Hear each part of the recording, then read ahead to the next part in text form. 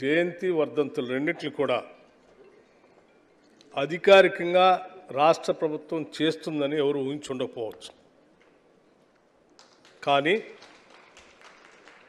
ఈ కాంగ్రెస్ ప్రభుత్వం, రాష్ట్ర ముఖ్యమంత్రి గారు, మంత్రిమండలి మొత్తం కూడా గద్దర్ గారి ఆలోచనల్ని, వారి భావజాలాన్ని పూర్తిగా నమ్మి ఆచరించేటువంటి సభ్యులే వీళ్ళంతా. అందుకే రాష్ట్ర ముఖ్యమంత్రి గారు ఎవరు అడక్కముందే గద్దరన్న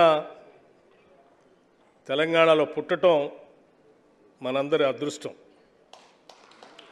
అటువంటి మహానుభావుడి జయంతి వర్ధంతులు రెండింటిని కూడా రాష్ట్ర ప్రభుత్వం తరఫున అధికారికంగా చేయటం మనందరి బాధ్యత అని చెప్పి వారు ప్రత్యేకంగా నిర్ణయం తీసుకొని ప్రకటించడం నిజంగా గద్దర్ అభిమానులందరికీ, కేవలం తెలంగాణ కాదు ప్రపంచవ్యాప్తంగా వారి అభిమానులు ఉన్నారు. వారి అభిమానులందరికీ కూడా చాలా సంతోషకరమైనటువంటి వార్త ఇది. ఎందుకనంటే ఆయన భావజాలాన్ని, ఆయన ఆలోచన విధానాన్ని నమ్మి కొన్ని లక్షల మంది కొన్ని దశాబ్దాలుగా ఈ రాష్ట్రంలో బయట కూడా పనిచేశారు. ఒక పాటతో, ఒక మాటతో కొన్ని లక్షల మందిని ఒక వాదం వైపు నడిపించడమే కాకుండా వారి ప్రాణాలు సైతం పణంగా పెట్టి యుద్ధం చేయడానికి సిద్ధం చేసేంత గొప్ప గొంతు ఈ శతాబ్దంలో ఎవరికైనా ఉందంటే అది కేవలం గద్దర్ గారికి ఒక్కడికే ఉంది. ఆయన ఒక్కడే చేయగలిగాడు. అందుకే ఈ సమాజంలో ముఖ్యంగా ప్రగతిశీల భావాల గురించి ఆలోచన చేసేటువంటి అందరూ కూడా గద్దర్ కంటే ముందు, గద్దర్ తర్వాత అనేటువంటి పరిస్థితిని మనం చూస్తూ ఉన్నాం. గద్దర్ లాంటి వ్యక్తి తెలుగు వాళ్ళ మధ్యలో, అది కూడా తెలంగాణలో పుట్టడం, ఆయన ఆలోచనల్ని విశ్వవ్యాప్తం చేయటం, ఇది మనందరం గర్వించదగినటువంటి అంశం. గద్దర్కి కులం లేదు, గద్దర్కి మతం లేదు, గద్దర్కి ప్రాంతము లేదు. గద్దర్ విశ్వమానవుడు. అటువంటి విశ్వమానవుడు ఆయన ఈ విశ్వంలో నివసిస్తున్నటువంటి కోట్లాది మంది ప్రజల జీవితాలు ఏ రకంగా మారాలి, మారటం కోసం మనం ఏం చేయాలని చెప్పటమే కాకుండా ఆ మారటం కోసం తన జీవితం మొత్తాన్ని ధారపోసినటువంటి గొప్ప వ్యక్తి గద్దరన్న. అటువంటి గద్దరన్న గురించి తప్పనిసరిగా ఈ రాష్ట్ర ప్రభుత్వం కేవలం జయంతి వర్ధంతులు చేయటం ఒకటే కాదు, ఈ రాష్ట్ర ప్రభుత్వం తరఫున తెలుగు సినిమా రంగానికి అప్పటి వరకు ఉన్నటువంటి నంది అవార్డు స్థానంలో గద్దర్ తెలంగాణ ఫిలిం అవార్డ్స్ అని చెప్పి ఇదే వేదిక నుంచి ముఖ్యమంత్రి గారు ప్రకటించారు. కేవలం ప్రకటించి వదిలేయలేదు, కమిటీ వేశారు. ఆ కమిటీ వేసి దానికి కావాల్సిన కార్యక్రమాలు తీసుకుంటూ ప్రత్యేకంగా ఆ బాధ్యతలు కూడా నాకే అప్పచెప్పారు. రేపు రాబోయే ఉగాది సందర్భంగా ఒక దశాబ్ద కాలం తెలుగు సినిమా రంగానికి అవార్డులు మర్చిపోయినటువంటి ఆనాటి ప్రభుత్వాన్ని చూశాం. రేపు ఉగాది రోజు కొత్తగా కాంగ్రెస్ ప్రభుత్వ హయాంలో ఏర్పడినటువంటి ఈ ప్రజాప్రభుత్వం గద్దర్ గారి పేరు మీద పెద్ద ఎత్తున తెలుగు సినిమా రంగానికి గద్దర్ తెలంగాణ ఫిలిం అవార్డులు ఇవ్వబోతా ఉంది. ఇది చరిత్రలో నిలిచిపోయేది. అంటే తెలుగు సినిమా రంగం ఉన్నంతకాలం, తెలంగాణ రాష్ట్రం ఉన్నంతకాలం ఆయన పేరు మీద ఈ అవార్డులు వారి హృదయాల్లో చిరస్థాయిగా ఉంటాయి. ఇది ఎందుకని చాలామందికి ఆలోచన వచ్చింది. గద్దరు సాంస్కృతిక రంగంలో ఒకటే కాకుండా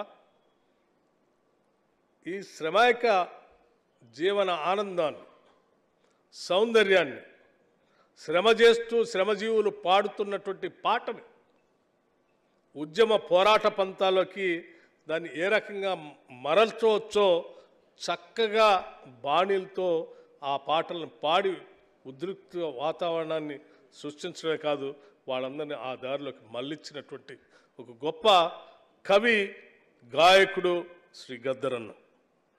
ఇవాళ చాలామంది రాస్తూ ఉంటారు, కానీ గద్దరన్న రాయటం కంటే కూడా తన పాట ఆలోకగా అప్పటికప్పటికి పాడుతూ జన జీవితంలో ఉన్నటువంటి సంఘర్షణని తన పాట ద్వారా,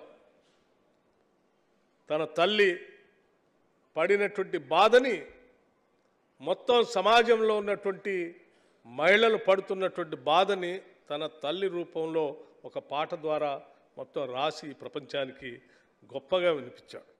ఆ సమస్య పరిష్కారం కోసం కూడా ఒక గొప్ప పాటను పాడి రాష్ట్రం మొత్తాన్ని కూడా కదిలించి ఉద్యమ పోరాటంలో నడిపించి ప్రత్యేక రాష్ట్ర ఏర్పాటుకి ఆయనే పునాదులు ఇచ్చాడు.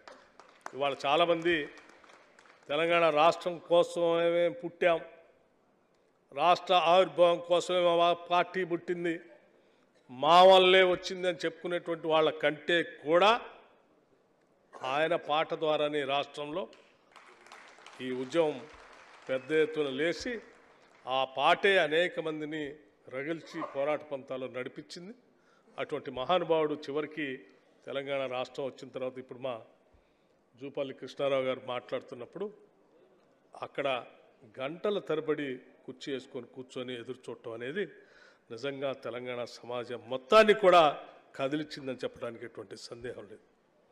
అందుకే ఈరోజు మా రాష్ట్ర ప్రభుత్వం, ప్రజాప్రభుత్వం, ఇందిరమ్మ రాజ్యం తూచా తప్పకుండా ఈరోజు చాలామంది ముఖ్యమంత్రి గారు కేంద్ర ప్రభుత్వానికి ఒక లేఖ రాశారు. గద్దర్ గారితో సహా ఇంకొక 5 మంది గొప్ప వ్యక్తులకు సంబంధించి కొన్ని పేర్లు రాసి కేంద్ర ప్రభుత్వానికి పంపించారు. చుక్కా రామయ్య గారిని, అందశ్రీ గారు, అట్లాగే గోరెటెంకన్న గారు, ఇటువంటి 5గురు పేర్లు రాసి మా తెలంగాణ రాష్ట్రం వచ్చిన తర్వాత తెలంగాణ రాష్ట్ర అస్తిత్వానికి, ఆత్మగౌరవానికి, ఈ తెలంగాణ సమాజాన్ని సాంస్కృతికంగా లేకపోతే ఇంకో రకంగా భౌతికంగా, రాజకీయంగా కూడా వీళ్ళు గొప్ప వ్యక్తులు, ఈ సమాజాన్ని కదిల్చినటువంటి వాళ్ళు, వీళ్ళు ప్రేరణ కల్పించినటువంటి వాళ్ళు, తెలంగాణ అస్తిత్వం కోసం ఇటువంటి వాళ్ళకి తప్పనిసరిగా పద్మభూషణ్ ఇవ్వాలి, పద్మశ్రీ కూడా ఇవ్వాలని రాసి పంపిస్తే ఒక్క పేరు కూడా వాళ్ళు పరిగణలో తీసుకోవాలి. చివరికి గద్దర్ అన్నది కూడా చాలా బాధతో ముఖ్యమంత్రి గారు ఆవేదన వ్యక్తపరిచారు.